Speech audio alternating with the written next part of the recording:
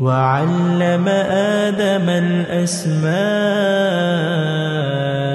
كلها ثم عرضهم على الملائكة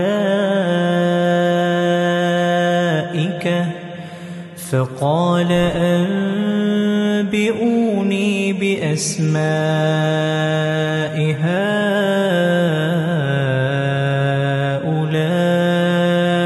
إن كنتم صادقين। আর তিনি আদমকে যাবতীয় নাম শিক্ষা দিলেন। তারপর সেই সমুদয় ফেরেশতাদের সম্মুখে প্রকাশ করিলেন এবং বলিলেন, এই সমুদয়ের নাম আমাকে বলিয়া দাও, যদি তোমরা সত্যবাদী হও। And he taught Adam the names of all things.